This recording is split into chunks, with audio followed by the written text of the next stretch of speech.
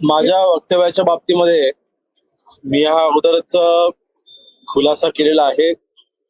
माननीय मुख्यमंत्री मोदयांनी देखील त्या बाबतीमध्ये खुलासा केला होता आणि खुलासा करत असताना मी मागेच सांगितलं होतं की विरोधकांकडनं या वक्तव्याचा विपर्यास करून फक्त राजकारणासाठी उपयोग करून घेतला जातोय, हे दुर्दैवी आहे. त्या मतावर मी आजही ठाम आहे. म्हणजे ते त्यांच्या वक्तव्यावरती मी आजही ठाम आहे. सर, जी माहिती वकिलांकडून दिली होती त्यामध्ये बरेचसे वेगळे खुलासे झाले होते आणि तुम्ही जे वक्तव्य केलं होतं ते देखील याला संगत नाही असं म्हणावं, कारण पोलिसांकडून जी माहिती मिळाली होती तीच माहिती तुम्ही प्रसार माध्यमांना दिली असं तुम्ही यापूर्वी सुद्धा म्हटले. त्यावेळेस म्हटलं होतं की ज्या वेळेस मी त्या ठिकाणी गेलो आणि मी साधा प्रश्न विचारला की इतक्या रहदारीच्या ठिकाणी कोणाला सदर विक्टिमला वाचवण्याकरता कोणी का गेलं नाही. शेवटी या महाराष्ट्रामध्ये आज आमचं आलेलं सरकार हे आमच्या लाडक्या बहिणींच्या आशीर्वादाने आलेलं आहे. मग आमच्या अशा बहिणीवरती अत्याचार जेव्हा होत होता तेव्हा त्यांना वाचवलं का कोणी गेलं नाही. त्यावेळेस पोलिसांनी जे मला उत्तर दिलं होतं, त्यांनी जे मला ब्रीफ केलं होतं तेच मी त्या पत्रकार परिषदेमध्ये सांगितलं होतं. आणि ह्याचा विपर्यास करून जे काही राजकारण केलं ते हे दुर्दैवी आहे. दुसऱ्या बाजूला जे काही आरोपीच्या वकिलांनी स्टेटमेंट केले आहे ते समोर आहेतच, परंतु जो काही निवाडा होणार आहे तो न्यायालयामध्ये होईल आणि चौकशीच्या अंती 100% जे दोषी आहेत त्यांच्यावरती कारवाई तर होणारच आहे आणि सदर आरोपीवरती कठोरात कठोर कारवाई झाली पाहिजे. ह्यासाठी मी तिथे गेलो होतो. यासाठी यंत्रणा योग्य पद्धतीने काम करते की नाही त्यांच्यावरती तिथे अंकुश राहिला पाहिजे ह्याकरता मी तिथे गेलो होतो. आणि आरोपीला वाचवण्याचा प्रश्नच उद्भवत नाही. एकंदरीत ह्या आरोपीला कठोर शिक्षा झाली पाहिजे ह्यासाठी आम्ही आजही प्रयत्नशील आहोत.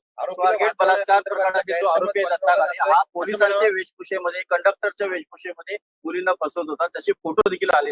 नाही, त्याचा संपूर्ण रेकॉर्ड काढण्याचं काम पहिल्या दिवसापासूनच आपण चालू केलं होतं आणि तेव्हाच उघड झालं होतं की त्याच्यावर याही अगोदर अनेक गुन्हे दाखल होते. चोरीचे असतील किंवा 420 सारखे गुन्हे त्याच्यावरती ग्रामीण भागामध्ये दाखल होते, शहरामध्ये गुन्हा दाखल होता आणि तो एक आरोपीच आहे.